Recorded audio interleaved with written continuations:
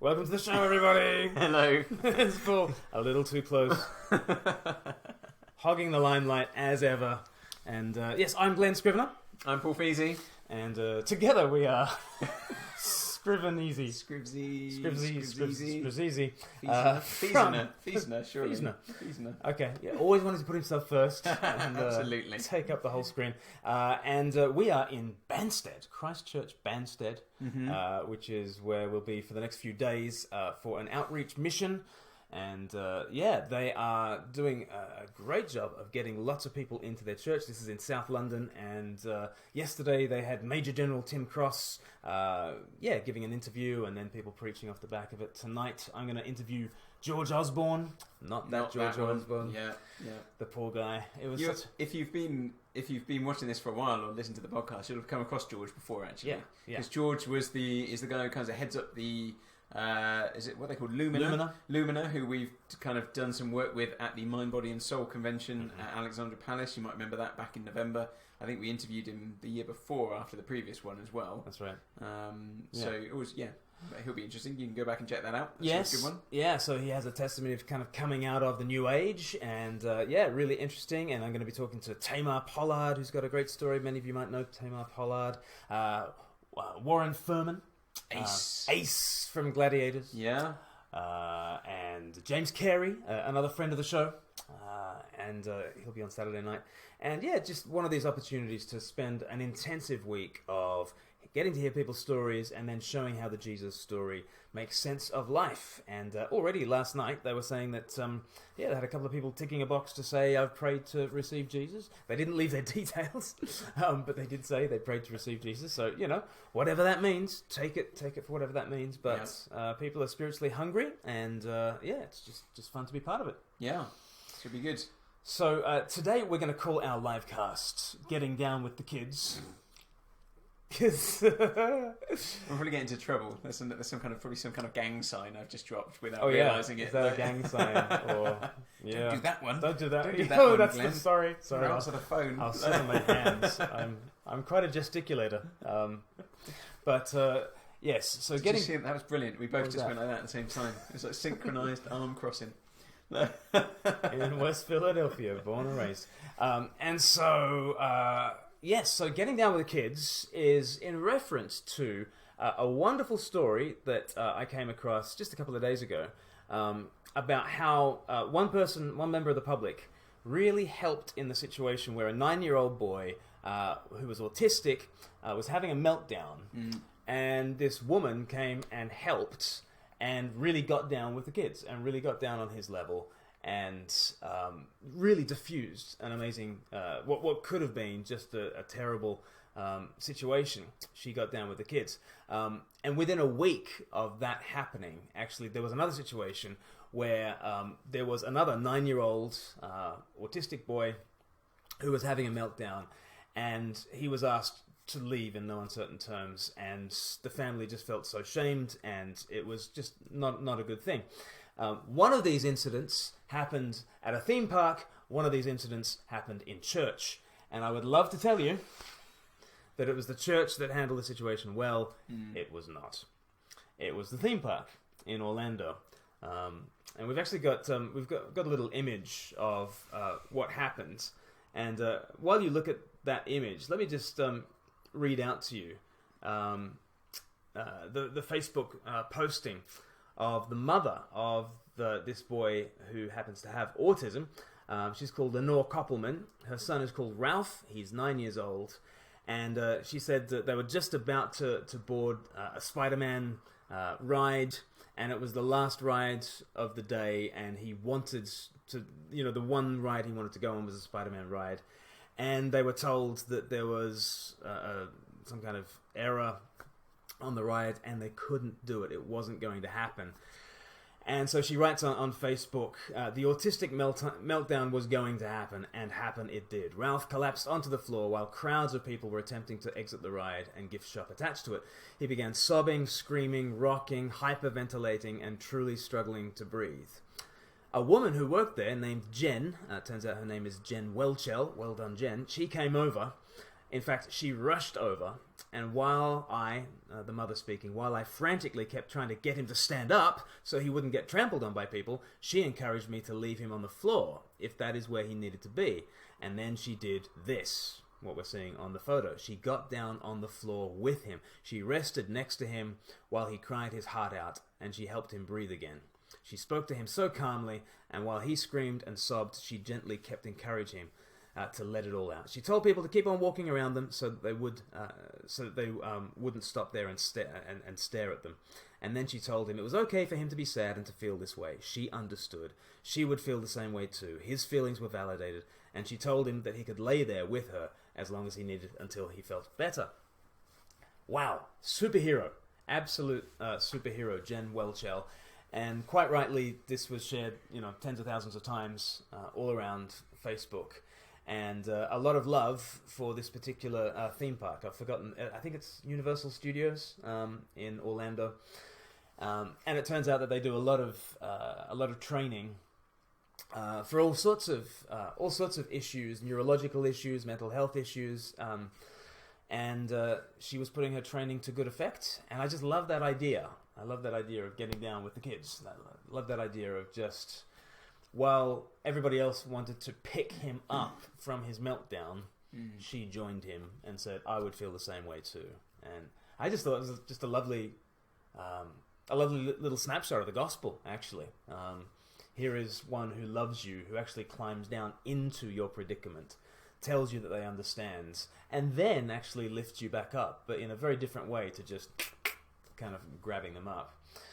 So that happened like a week ago in Florida, but just on Sunday in Cambridge, at King's College, Cambridge, there was a church service, and a guy called Paul Rimmer, who actually works for the university, I think he's a professor, or a lecturer at least, he was there with it happened to be a 9-year-old autistic son.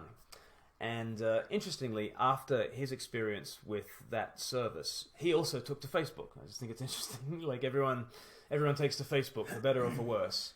And he kind of wrote this letter. Do you want to read out what Paul Rimmer wrote to the dean of the chapel after that service? Yeah, and I think we've got it on here as well. Oh, yeah. There we go. You probably won't be able to read that on your screens, but... So, dear Reverend Dr. Stephen Cherry, I would like to apologise for bringing my autistic son to Evensong at your chapel. I'm a resident of Cambridge and a member of the university, and my family and I have attended services at the chapel from time to time. I've always been inspired by the beauty of the building, the worshipful attitude of the service, and the hospitality you've extended to the wider community, as stated in your most recent welcome letter, which expressed your hope that, whenever and however you share in the life of the chapel, you will be inspired, encouraged, and refreshed. I'm proud to worship within a communion that is asking the question, how can we enable disabled people to be at the heart of our communities, explore their vocation, and release their gifts? I chose to attend Evensong on Trinity Sunday, also Father's Day, with my 2 sons, one of whom is autistic. Tristan is 9 years old and is a clever and joyful child who loves church buildings, services, and choral music. He is also non-verbal and expresses his excitement by calling out and laughing. His expressions are often loud and uncontainable. It is part of who he is, so there is no realistic way for him to be quiet. Many autistic people are like Tristan in this way. Right before the Kyrie, one of the ushers informed me that you had instructed him to remove us. Tristan's expressions were apparently interfering with the enjoyment of some of the other visitors, which is very inconsiderate on our part, because tourists come from all over the world to hear the Evensong. The usher seemed embarrassed but insistent as he asked us to leave, though I'm not sure if it was because of my son's vocalizations or because of the nature of the directive you had given him. As a Christian, I believe that worship is primarily intended to glorify God, and may have misinterpreted your Evensong as an actual worship service, at which my son's expressions must surely be pleasing to God, the experience of other worshippers being secondary. Our removal makes more sense if King's College Evensong were simply a concert held in a building that used to be a chapel. Then my son's expressions would frustrate the purpose of the event, which is primarily performative, lessening the satisfaction of certain tourists around the world who attend, but not those kinds of people you deem to be too distracting. If this is so, I apologise.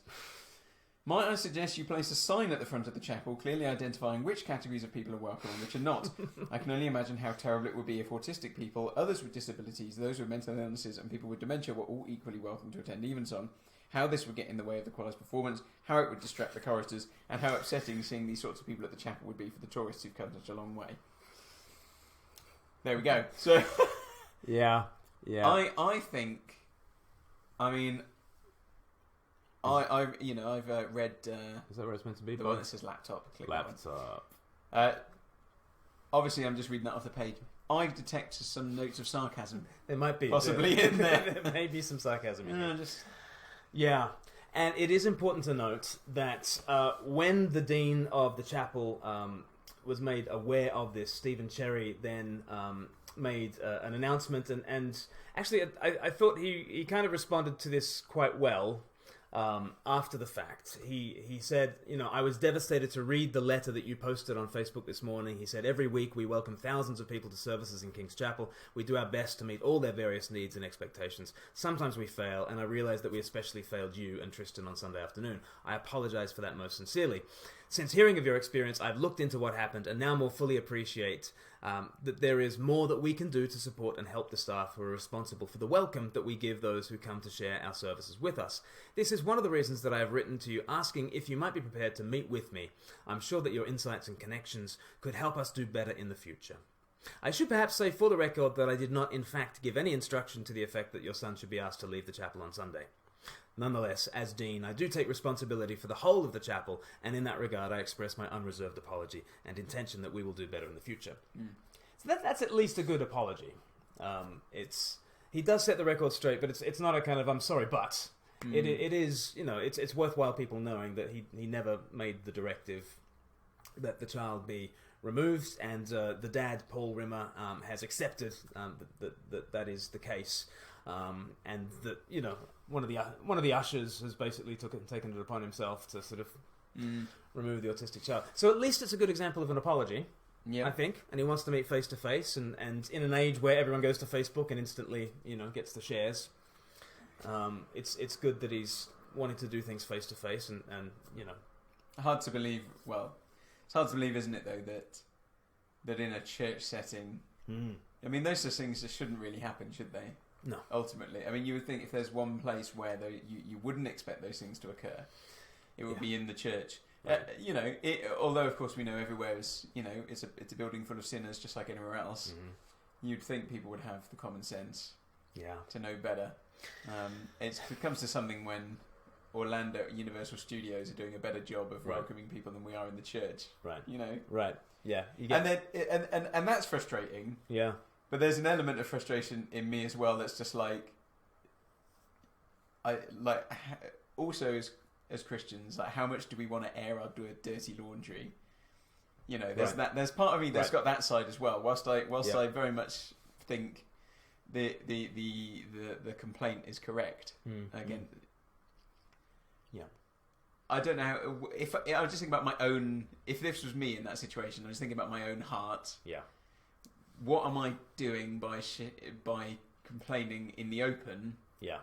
And also in a manner where I'm clearly being sarcastic and a slight element of that. So I don't want to detract from what the guy says, because I think he's obviously right, and I would feel that very much the same things. Yes. But part of me reads that initial letter as the email I would write, and then 24 hours not send that email, write a slightly more grounded email. Yeah. I don't know, maybe some things, but did that need to be publicly displayed? There'll be lots of people, I'm sure, out there now who will say, well, that's just church. They'll look at somewhere like King's College Chapel and they'll say, well, that is just church, isn't it? All over. Right. And this has proved it. Whereas if you go into the comment sections on any number of the Twitter posts or Facebook posts that have retweeted this or shared it, there's lots of people who say, actually, in my church, you get a brilliant welcome, and they are very geared towards special needs and all that sort of stuff. And overall, the church is the most inclusive sociological phenomenon the world has ever seen. Oh, absolutely. But we're full of sinners, and we get it massively wrong all the time. I think clearly the ushers or whoever it was that removed that child, that wasn't the right thing to do. But whether airing things on Facebook is the right way. Oh yeah, And don't we all want to do it though? Oh yeah. Let's be honest. Whenever something happens, don't you want to? Oh wow. Just make a comment about it on Facebook, and sometimes you do. Yeah. And 9 times out of 10, it blows up in your face somehow. Yeah. And when you post angry, you write the most brilliant post you'll ever regret. Absolutely. And the dean of the chapel is like, well, let's get face to face and let's talk about this. But one good thing might be, well, let's all get thinking about how we can be more inclusive of the neurodiverse in our community, those who have autism, and it is just important to know the difference between tantrums and meltdowns. Meltdown for someone with autism is not a tantrum. Somebody has asked, did they know that the child was autistic or just plain behaviour? And of course they wouldn't know that the child was autistic necessarily. Although he was pre-verbal, wasn't he? So the child in the King's College case seemed to have autism, perhaps a stage more seriously than the one in Orlando. But it's not going to be obvious. No, people aren't going to wear a sign or a T-shirt. Well, no, obviously. And the thing is, I'm just trying to put myself in that usher's position. Mm-hmm.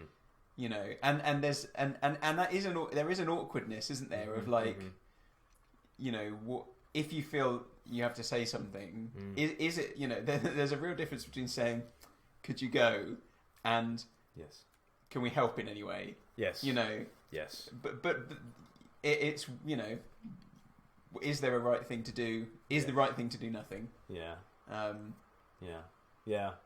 don't know. What was the proactive thing? And that's why I think Jen, who worked at Universal's Islands of Adventure, that's the theme park that I meant to name check earlier, Universal's Islands of Adventure.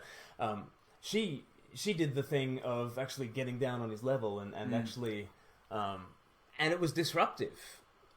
Other people had to kind of step over them, in order to do that. Yeah, it didn't. It wasn't just for the smooth running. Exactly. It didn't brush it aside and get them out of the way of what was going on. Yeah.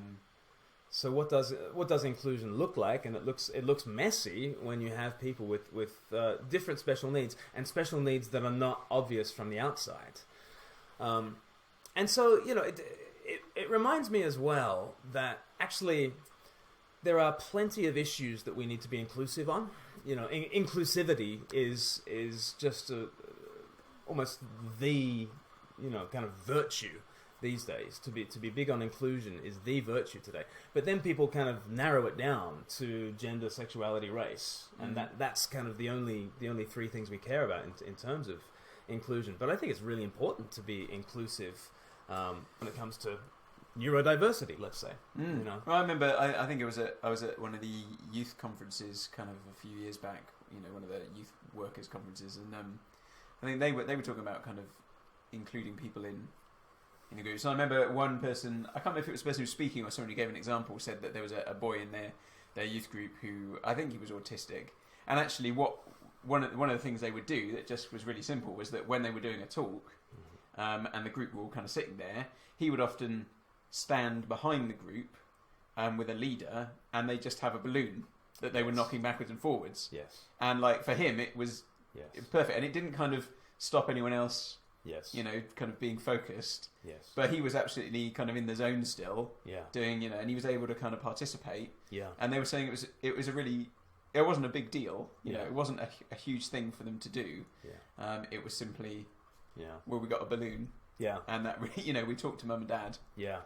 And it makes a huge difference to parents in that situation. They feel honoured, they feel welcome, they feel like their child truly belongs, as opposed to the King's College case where, the father just clearly didn't feel like they were part of things. Yeah, absolutely. And I do think we need to reclaim and celebrate inclusion in that true sense. I think sometimes conservative Christians feel like inclusion is just a baseball bat to bash conservative Christians with, because we all know what they mean by inclusivity. They mean you must affirm gay marriage in every sense of the word for every person in order to be inclusive. And so we think, well, if that's what inclusivity means, then I don't want to be inclusive. Whereas actually, the church is the most welcoming institution and the most diverse institution the world has ever seen.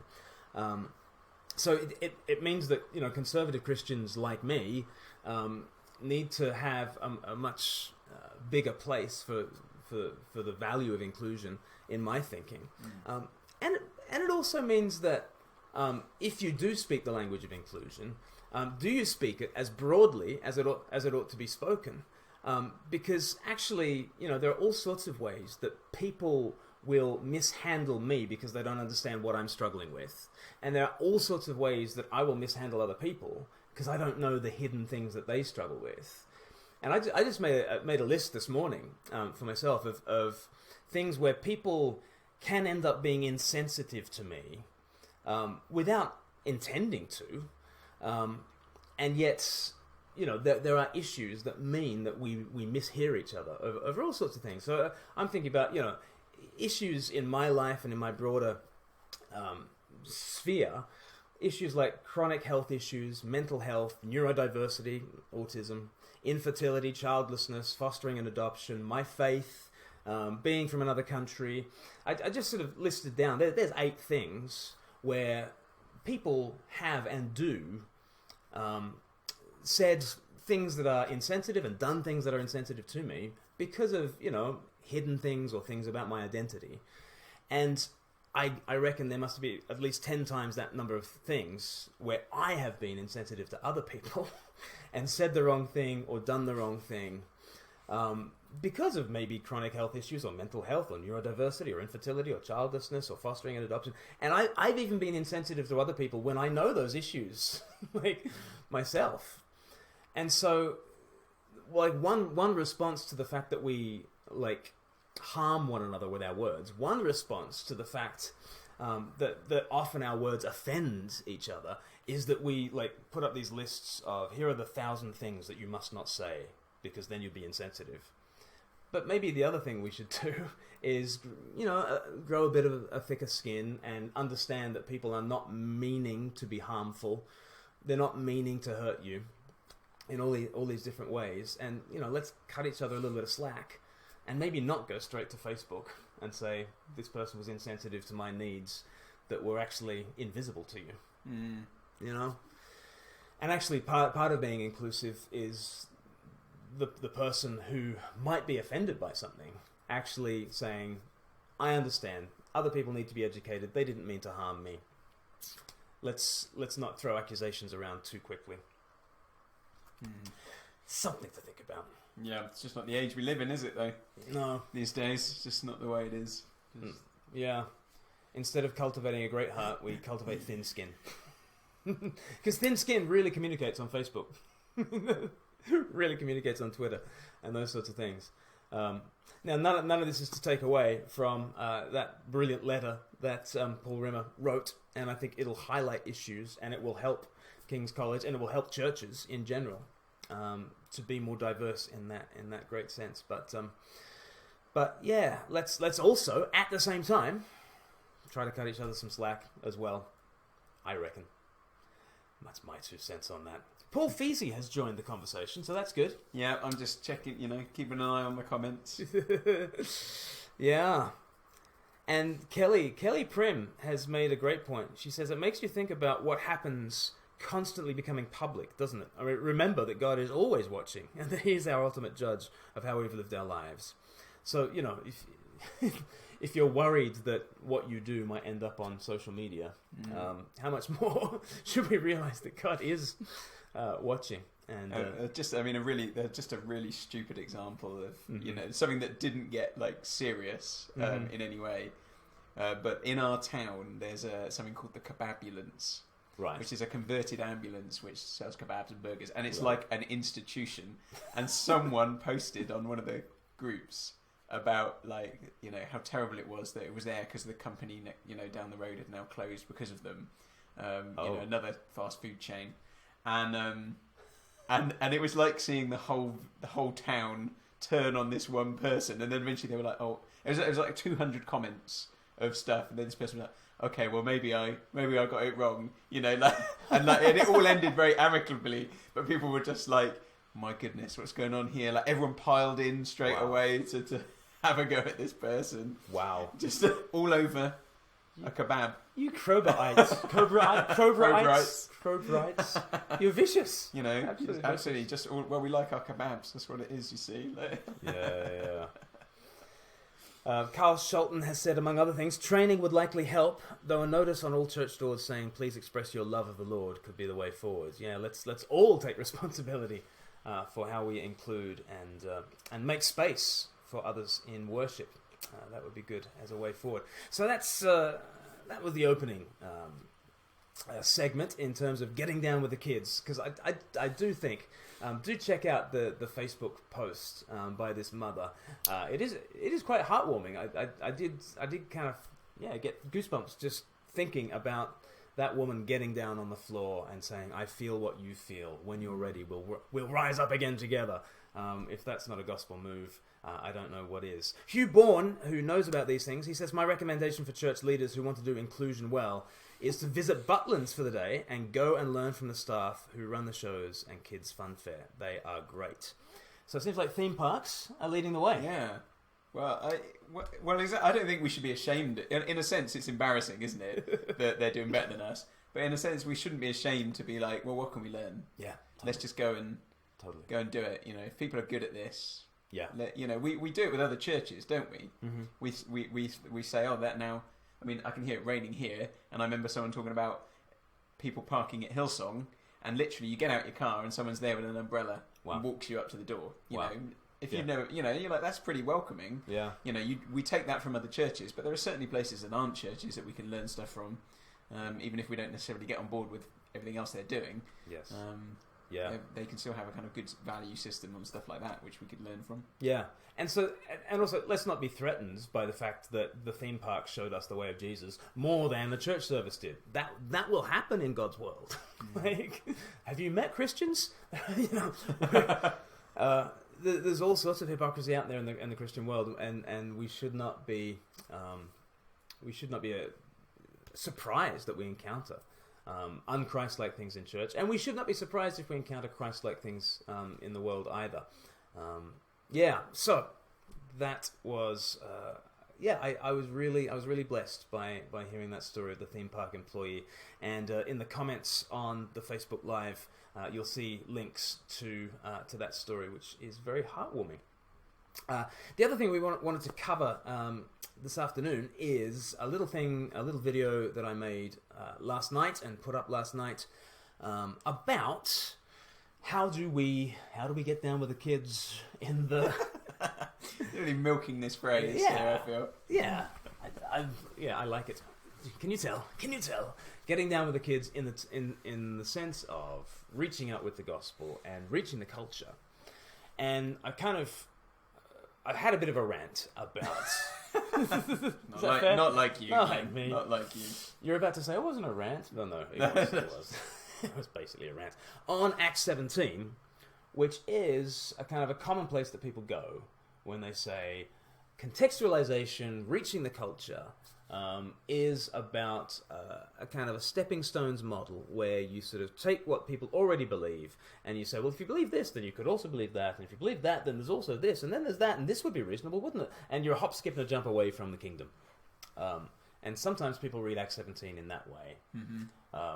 I don't, really. No, not so much. No. Should we have a look? Should we have a look at some of the verses? Yeah. Who's going to... For those of you at home, I'm about to get very close to the screen. Avert your eyes, children.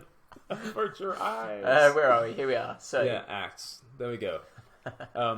So for those unfamiliar with the passage, here is Acts chapter 17. The Apostle Paul is reaching out, and he's going to the heart of classical civilization. He's going to Athens, for goodness sakes. And although the Romans are sort of ruling the roost in terms of world domination, the Romans looked to the Greeks as the home of culture, the home of the arts, the home of philosophy. And there is Paul taking the gospel to the greatest philosophers that have ever lived, right? There he is at the heart of Greco-Roman culture. But it says he was greatly distressed to see that the city was full of idols. So he reasoned in the synagogue with both Jews and God-fearing Greeks, as well as in the marketplace day by day with those who happen to be there. So, he's reasoning. Reasoning is a good thing. But he reasons in the synagogue and then in the marketplace. And you could imagine that he'll reason in the same kinds of way. He obviously reason in a biblical way in the synagogue, and he continues that biblical reasoning out into the marketplace. Yep, seems fair. Seems fair. So a group of Epicurean and Stoic philosophers, Epicurean, be happy, Stoic, stiff upper lip philosophers, they began to debate with him, and some of them asked, what is this babbler trying to say? Others remarked, he seems to be advocating foreign gods. They said this because Paul was preaching the good news about Jesus and the resurrection. I am hugely encouraged by that verse. Are you encouraged by that verse, Paul? Because Paul's a babbler. Yeah. Well, yeah. I'm encouraged by the fact that one of Paul's talks was so boring that someone fell asleep and died. That makes me feel good about my preaching. So. Exactly. He's not impressive in public speaking. Don't they say that in Corinth? So, yeah, there's lots to learn about Paul. Don't be impressive. Bore people to death. And be a babbler. So the point is, it's not about how great a speaker he is or how much they kind of appreciated his intellect. They did not appreciate his intellectual academic credentials at all. He just babbles, but he babbles about Jesus and the resurrection, which is just hilarious because those are the two dumbest things he could possibly talk about. Jesus, this crucified Jew, who dies in ignominy. Why are you talking about him? These people are cultured, serious people, and you're talking about this crucified Jew. And the resurrection, which is the most nuts, despicable, disgusting idea. Well, and it seems that they're, people say sometimes that about Acts, but Paul doesn't start with Jesus and the resurrection. But it seems pretty clear from that he does, right? Because they're saying, what's he babbling about? Because he was preaching the good news about Jesus and the resurrection. Yeah. So it does seem like that is his starting point, doesn't it? And so often people say, well, Acts 17, we don't have to start with Jesus because Acts 17. You're like, well, have a read of Acts 17 because he does start with Jesus and the resurrection in a way that doesn't seem intellectually credible to them. He doesn't seem to be establishing his intellectual credentials first and then bringing in Jesus. He's just babbling about Jesus and the resurrection. And then they're like, well, okay, can you go to 30,000 feet and give us the big picture?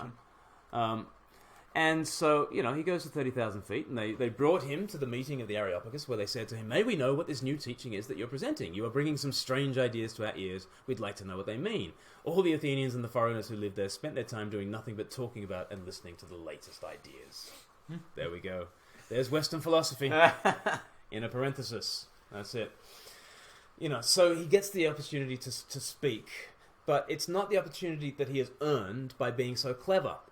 Or by having gone to Oxbridge, or whatever. It's the opportunity he's earned, if you like, by just being intensely obsessed with Jesus. Not even in a way that they particularly understand.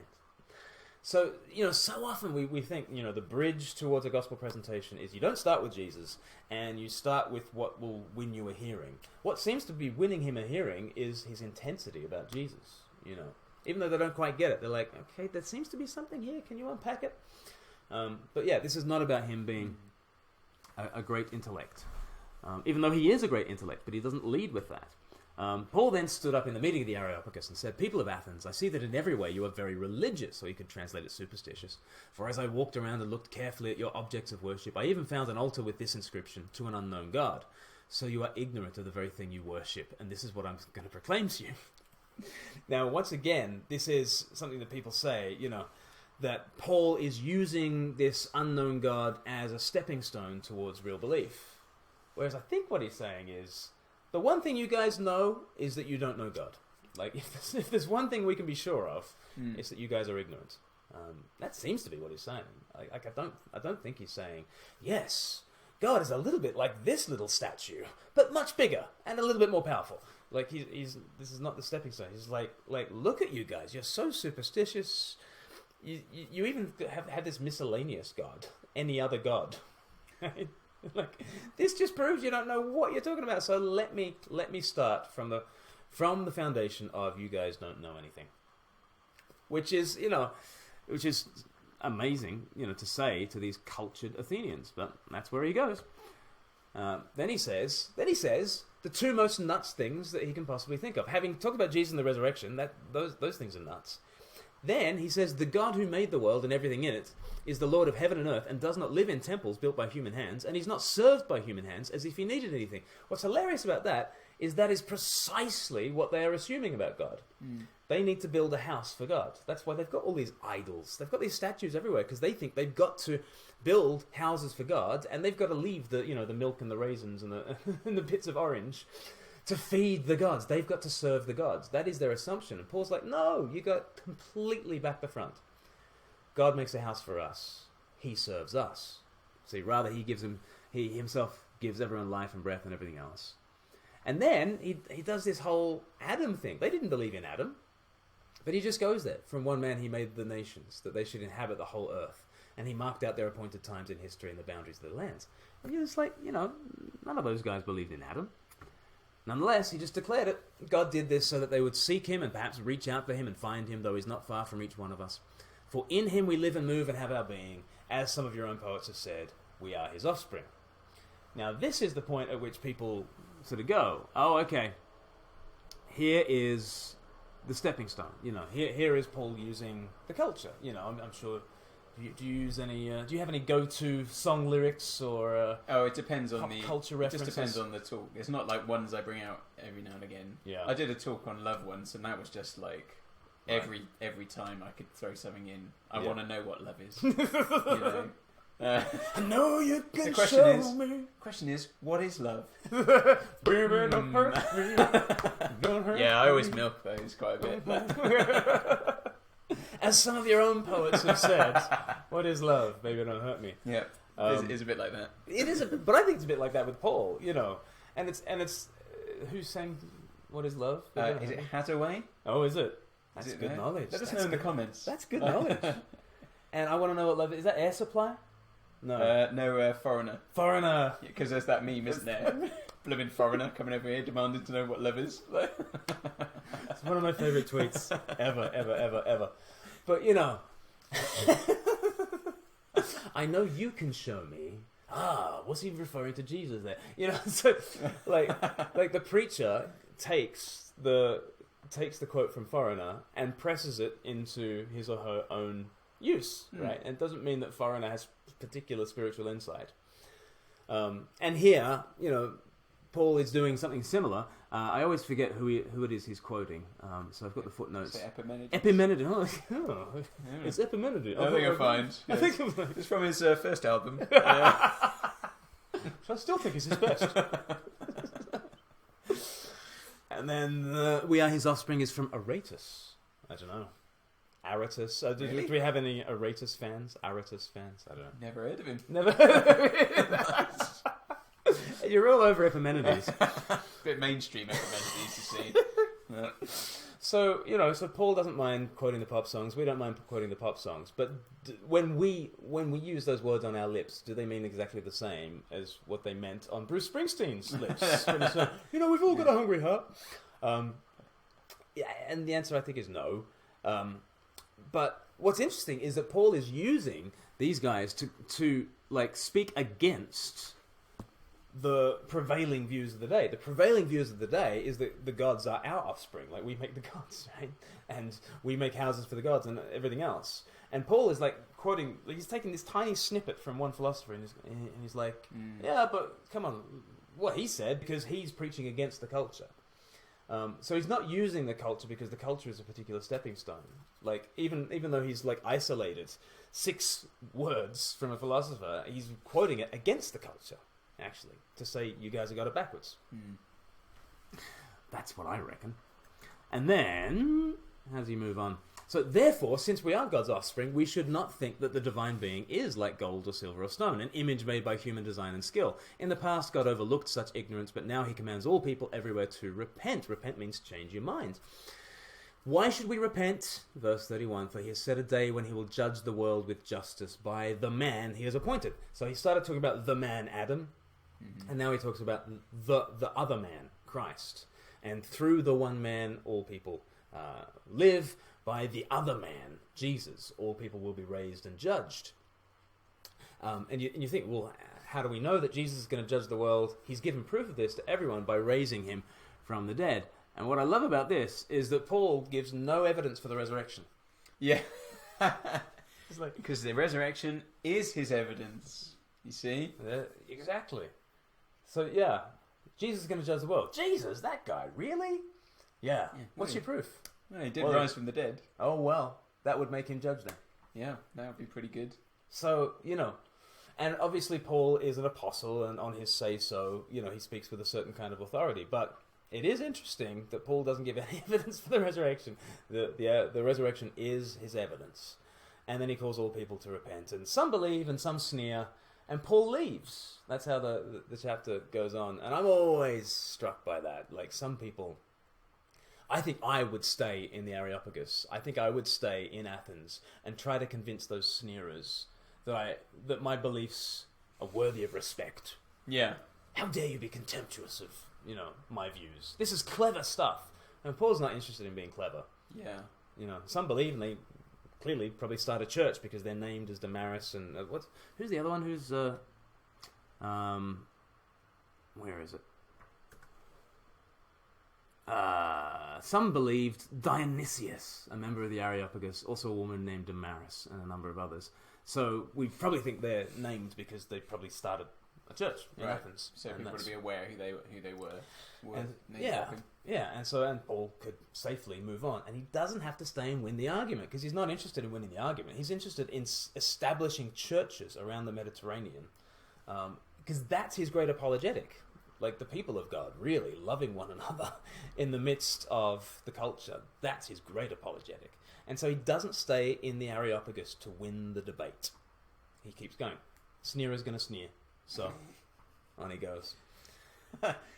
Taylor Swift did something a bit like that, didn't she? Yeah. There you go. It is going to hit. Which is a very Augustinian Paul's just going to shake it off. He doesn't care. Shake it off.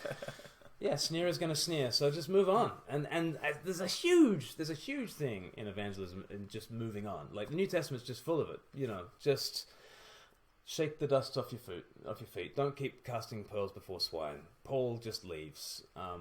You don't continue to beat down a door that's bolted shut against you.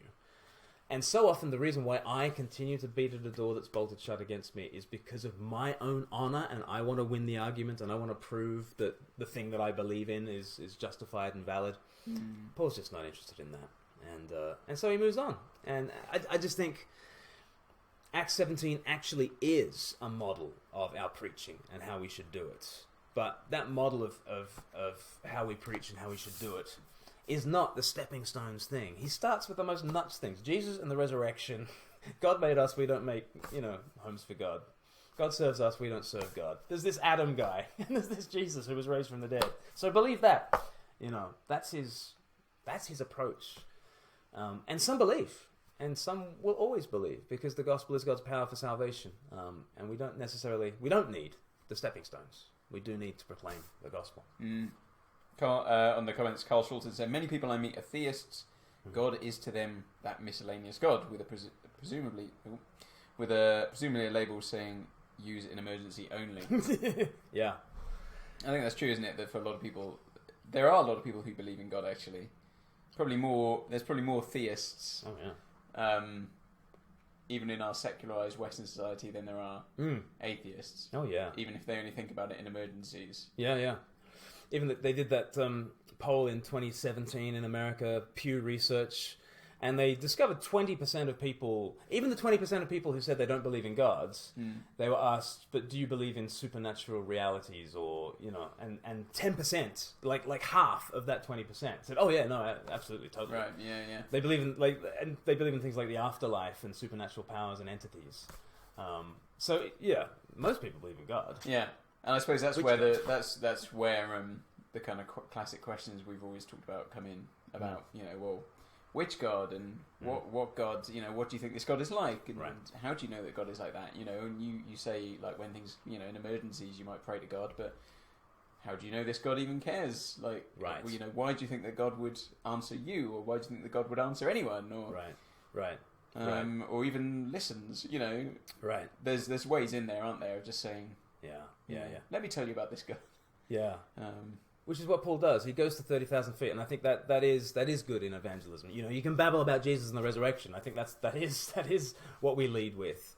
But then there might be points where you say, "Oh, can I go to 30,000 feet and give you the bird's eye view?" And you know, he does an Adam and Christ thing and tells a story, and some believe and some sneer. But so it is a model of evangelism. Acts 17. I just don't think Acts 17 says what a lot of people claim that it does say. But if you've got more questions about that, let's get into a conversation in the comments, and/or you can have a look at the video that we posted last night on YouTube called Reason, Faith, and Evangelism. How does Acts 17 fit with 1 Corinthians 1? So you can check that out. Well, that will do us, I think, for now. But do please be praying for this Mission Christchurch Banstead. I'll be speaking every evening between now and Sunday night. So, if you've got some prayers to spare, pray that... Prayer to spare. Have you got a prayer to spare? If you can. And then, we will see you next week. Yeah. Yes. Yeah. Anything more to say? I don't think so. I think we're about That's done. the last word on those topics. That's it. The final word. Nothing more need be said. Many people are just wishing it was. This is the final word, I promise. No, this one. This is. No, I mean this is. Gradually this is. Getting closer to the laptop. See you later. Take care. We'll see you around. Bye-bye. Bye-bye.